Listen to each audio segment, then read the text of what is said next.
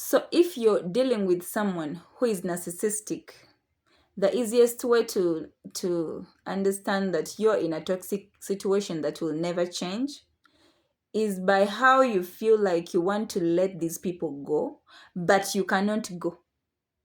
That's how you know you're trapped in this trauma bond.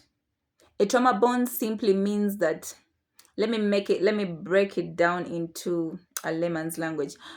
A trauma bond is like being emotionally attached to someone who keeps abusing you, and you feel like this kind of abuse is what your life depends on. You feel like this situation is really bad for you, but you don't want to leave it. That is what a trauma bond looks like. You know everything is wrong about this situation, this relationship, this marriage, and still you don't want to let it go. Because of this trauma bond, the trauma bond gets on the brain.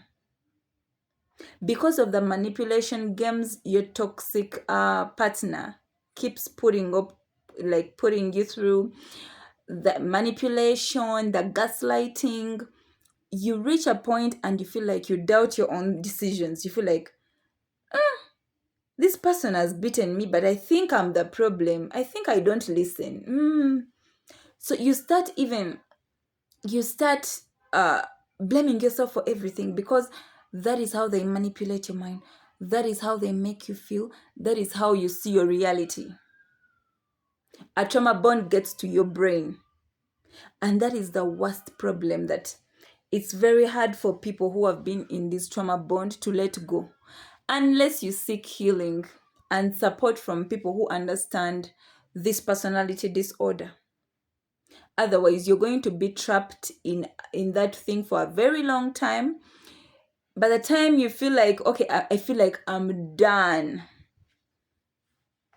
the time has passed, you have like many kids, and you feel like life is not worth like living. Like you feel helpless and useless.